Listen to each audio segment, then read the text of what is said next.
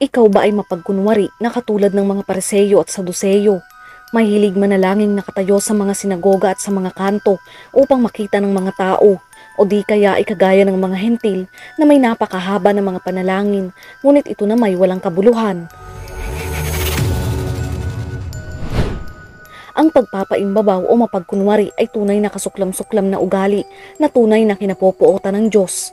Sinabi ni Jesus sa kanyang sermon sa bundok, sa Mateo chapter 6 verse 7, sa panalangin ninyo'y huwag kayong gagamit ng maraming salitang walang kabuluhan, gaya ng ginagawa ng mga hentil.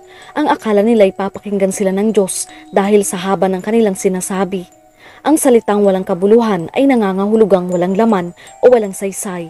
Kaya nga binalaan tayo ni Jesus na huwag gumamit ng mga paulit-ulit na panalangin gamit ang mga salitang walang kabuluhan. Hindi sa dami at ganda ng pananalita tumitingin ng Diyos. Sa halip, ang kanyang ninanais para sa atin ay ang isang pusong tapat. Sinabi ni Jesus na ang paggamit ng mga walang kabuluhang pananalita sa panalangin ang siyang sinasabi ng mga walang Diyos at mga pagano na hindi dapat tularan. Ang ating mga panalangin ay dapat na maiksi at simple, gaya ng panalangin ni Elias sa bundok ng Carmelo, at hindi matagal na gaya ng paulit-ulit na panalangin ng mga propeta ni Baal. Mga kapatid, kung tayo'y nananalangin, ipaabot natin ang laman ng ating puso sa Diyos. Ito ay gaya ng pakikipag-usap sa Kanya sa ating mga puso.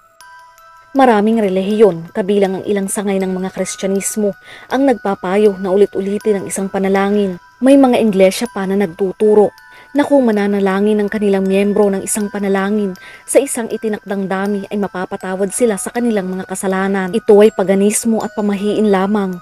Ang mga panalangin ito ang tinutukoy ni Jesus na walang kabuluhan at paulit-ulit na salita at walang lugar sa iglesia. Tinubos na ni Jesus ang kasalanan ng kanyang mga hinirang nang minsan lamang sa isang panahon.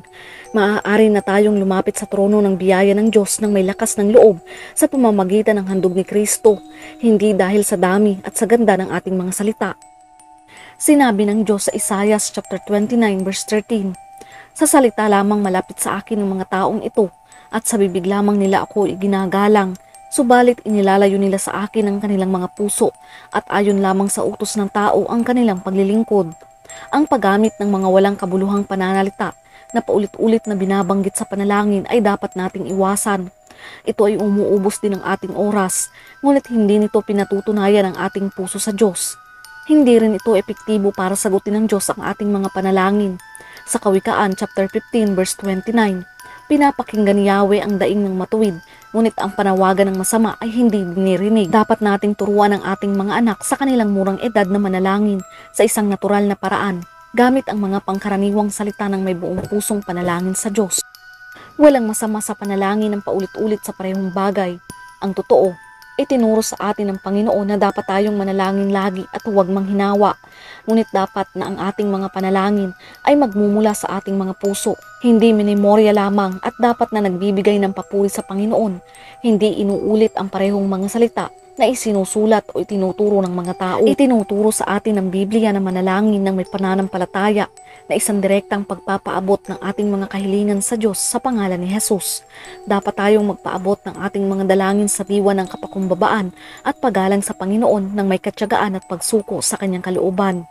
Itinuturo din sa atin ng Biblia na iwasang manalangin na gaya ng mga ipokrito na ang panalangin ay pakitang tao lamang, tulad ng sinasabi sa Mateo chapter 6 verse 5.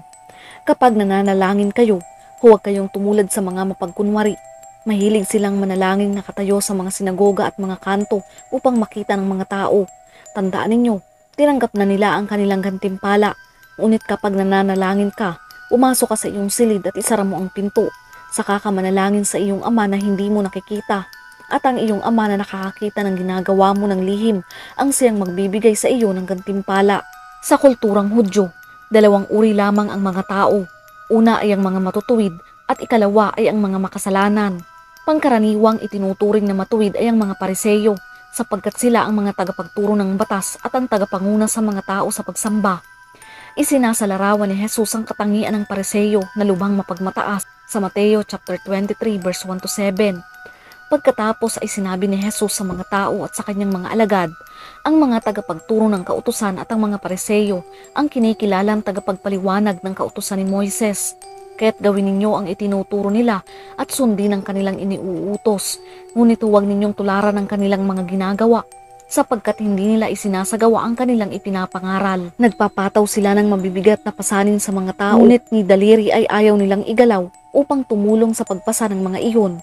Pawang pakitang tao ang kanilang mga gawa. Nilalapara nila ang mga lalagyan ng talata sa kanilang noo at braso at hinahabaan ang palawit sa laylayan ng kanilang mga damit. Ang nais nila ay ang mga upuang pandangal sa mga handaan at ang mga pangunahing upuan sa sinagoga. Gustong-gusto nilang binabati sila sa mga palengke at tawaging guro. May sinasadya ba tayong gawin upang makita ito ng mga tao at purihin tayo para maituring na matuwid? Inaasahan ba natin ang papuri para dito?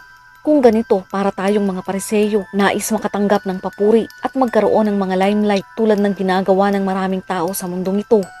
Nais ng tao na sila'y purihin at maging mabuti o matuwid sa paningin ng iba. Nangangahulugan lamang na gusto nila ng approval ng iba at gusto nilang makita bilang isang mabuting tao o maituring na makadiyos, ngunit hindi sumusunod sa kalooban at mga gawa nito.